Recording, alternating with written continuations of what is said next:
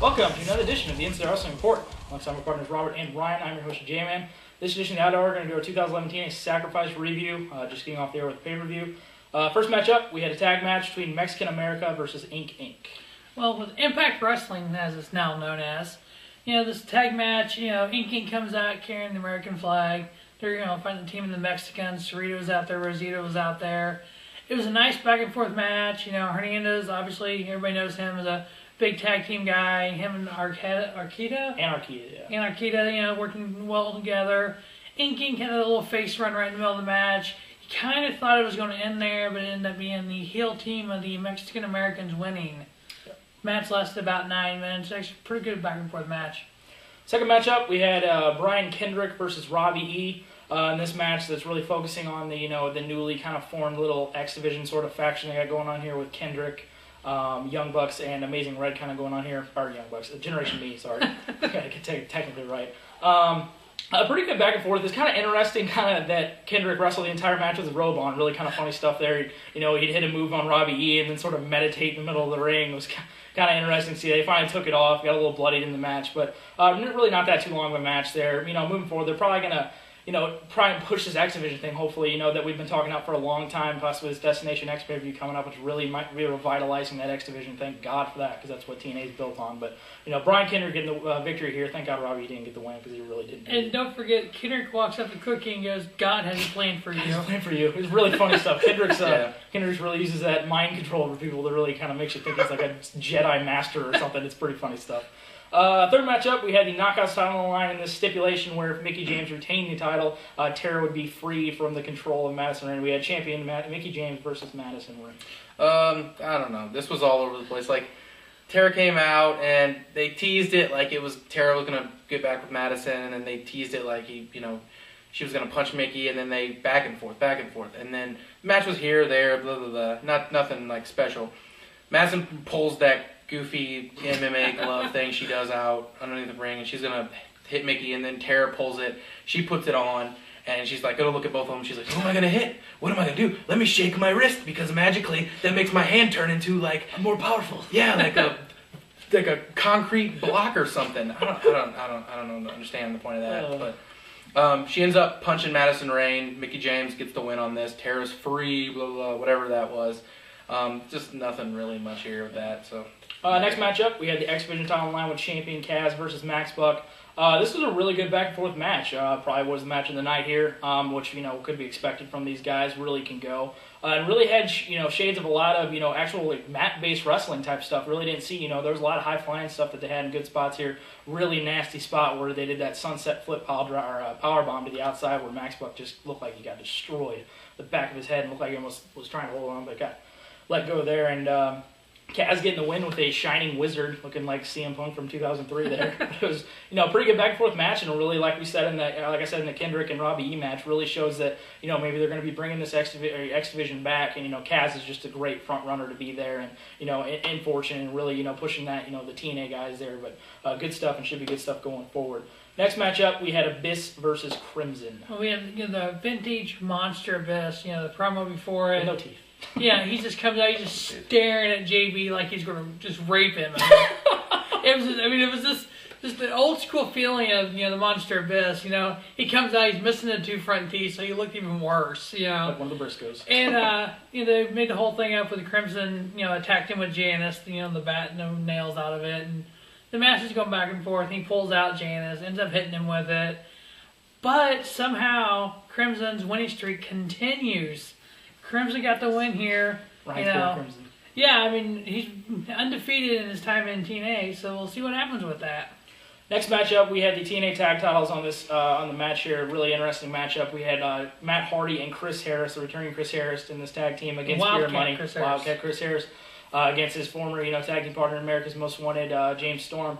A lot of interesting stuff here where they actually played to that, a lot of mentionings of America's Most Wanted, a lot of comparison between it, which I really thought was good, part of the commentary that they really brought it in to where, it made people that didn't really watch TNA back in the day, realize how good of a tag team America's Most Wanted was, and really showed that, Beer Money's right up there with them and really made it really cool there. And Chris Harris actually looked like, he didn't look like he was in that great of shape, but he showed up and did some good stuff there. And I did call the ending in the middle of the match that they were going to end with Beer Money hitting the death sentence on Chris Harris. It's pretty good stuff here, so it should be interesting stuff to come, depending on see if maybe Chris Harris might do something with James Storm going forward. But Beer Money retaining the TNA Tag Titles in a pretty decent match there.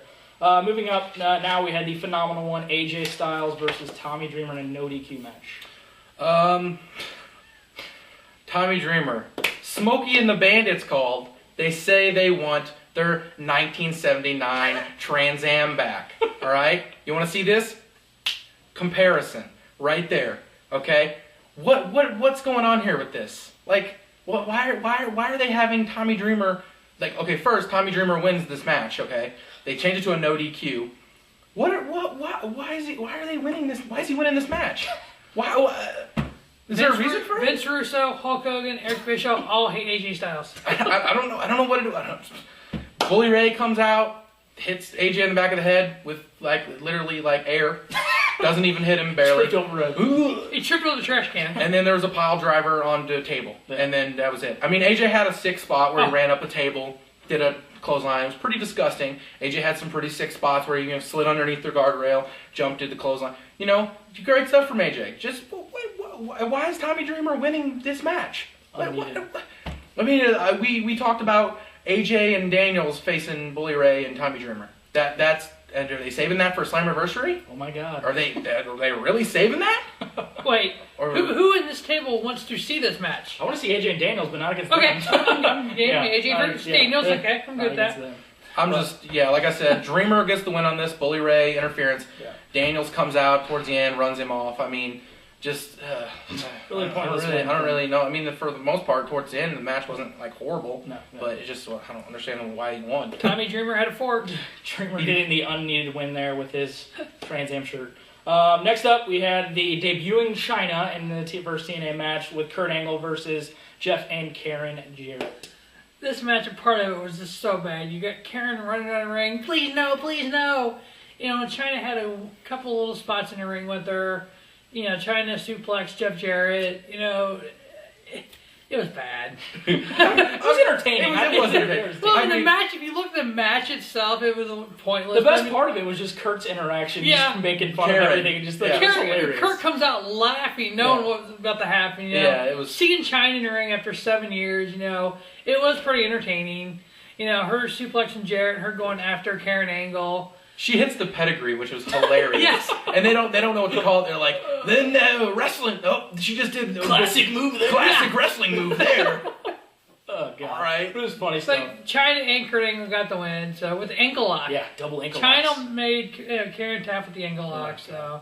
Moving on there, hopefully they just get it to where it's just down to Kurt Angle and Jeff Jarrett and probably have something to where it probably gets done there eventually, but maybe for the 6th month now. But Angle and Chyna getting the win there. Moving on to the main event, we had the TNA World Title on the line with champion Sting versus Rob Van Dam. We had Mr. Anderson come out in the beginning of this match, to call commentary. Obviously, he's been wrapped up in this entire feud that's been going on for far too long now with these three. Sting getting the win here after a first botched Scorpion Death Drop and then doing it again. Might as well just get it on and just finish it up there. And Sting getting the win there, and moving on, we'll end up facing Mr. Anderson for the World Title. Yeah, Anderson's #1 contender. He did it on SmackDown. SmackDown. On Impact. And I don't know what names of things are anymore. We're confused. Yeah, TNA. It's Impact Wrestling. Is it TNA? They're calling it Impact Wrestling the entire night, but yet all the signs say TNA. It just wasn't making sense, Raw is Impact down. Anderson comes out wearing a #4 Green Bay Packers jersey. It says Anderson on the back. He was calling the match. I don't know what they're doing right now. They don't know what they're doing. There was some good stuff that it really did have. The match was decent. It looked like Rob Van Dam was straight out of 1997. They both brought it tonight. For two of them at this point in their career, it was a really good match for them. Yeah, I was not expecting as much as they did out of this. Went on the crowd, brawled, did a couple of good spots, some cool stuff.